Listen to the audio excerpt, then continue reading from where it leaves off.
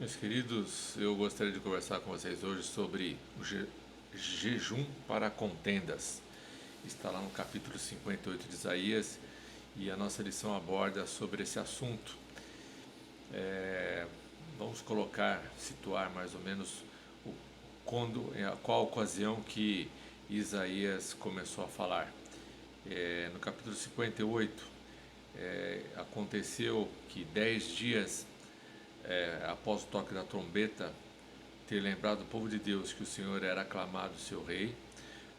Isso ocorreu no dia da expiação, e quando a humildade da nação, por meio de sua abnegação, devia confirmar sua lealdade ao rei,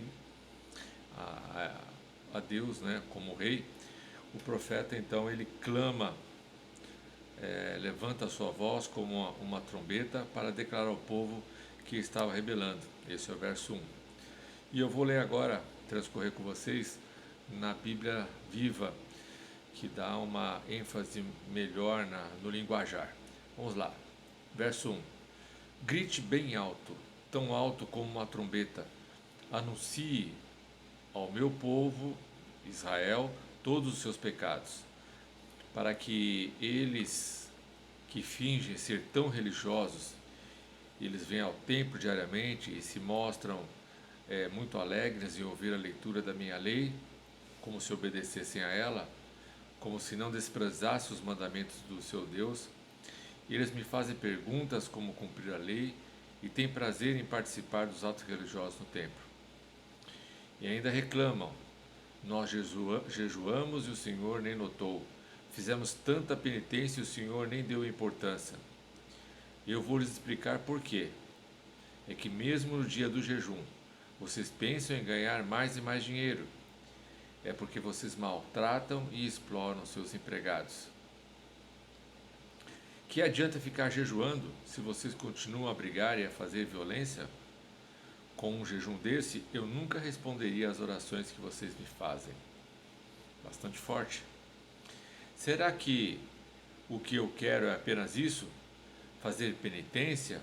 Andar curvado como um bambu ao vento? Vestir-se de pano de saco e sentar-se sobre cinzas? Vocês acham que isso é o jejum que agrada o Senhor? Não. O jejum que eu quero ver é o seguinte: parem de explorar seus empregados. Não maltratem os seus servos. Perdoem as dívidas dos que não podem pagar e não obriguem outros a trabalhar como escravos. Além disso, eu quero que vocês repartam sua comida com os famintos. Ofereçam abrigo a quem não tem casa, deem roupa aos que estão nus e não se escondam dos que precisam de ajuda. Se vocês fizerem isso, Deus lhe dará uma luz mais brilhante que o sol.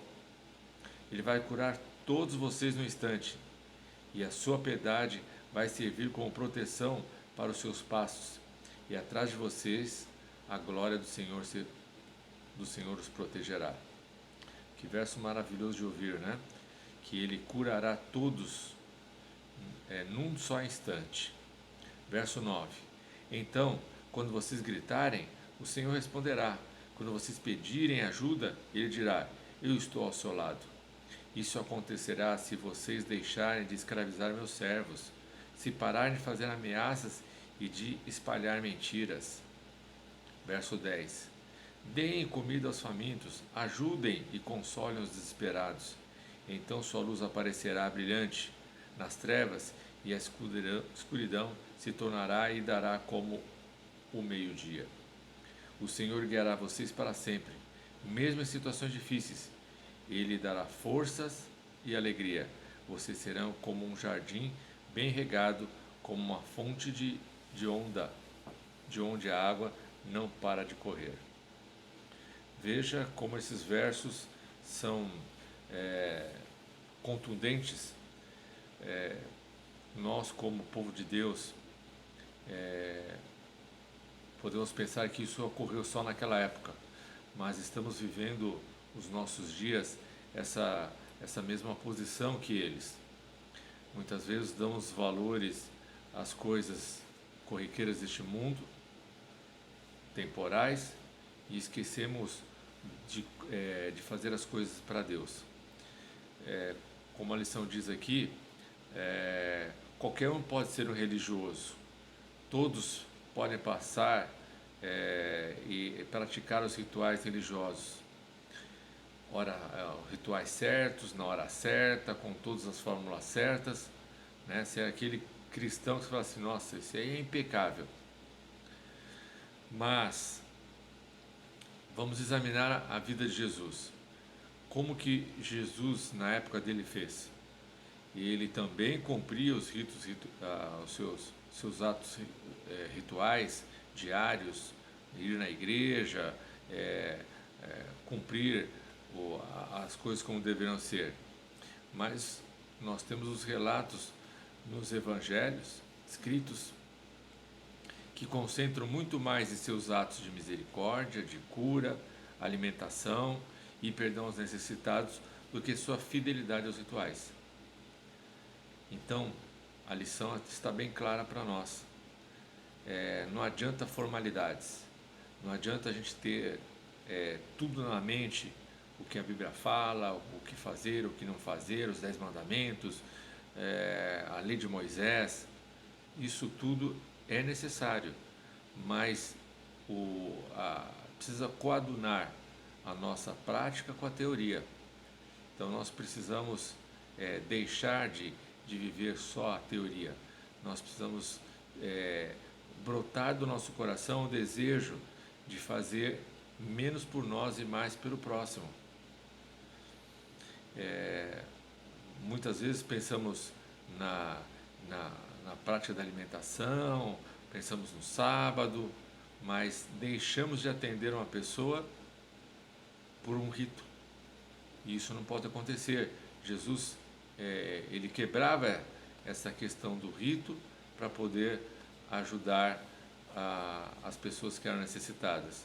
Um desses exemplos foi quando ele falou para um dos fariseus, com relação ao sábado, né? Vocês não vão lá e se um animal de vocês cai no buraco, vocês não vão lá e socorrem? E o ser humano, né, o seu semelhante, o seu próximo que precisa de ajuda, você abandona?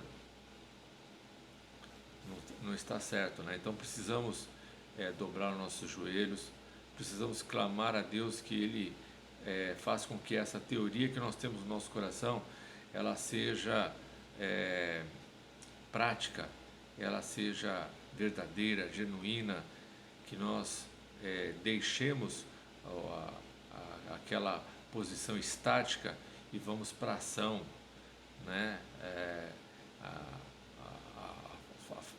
Praticar, agir, isso é fundamental. Nós temos aqui Mateus 40 e Tiago 1:27, que dizem o seguinte, que quando você fizer um desses pequeninos, nós estamos fazendo para Deus. E Tiago 1:27 diz ainda que a verdadeira religião é visitar os órfãos e as viúvas.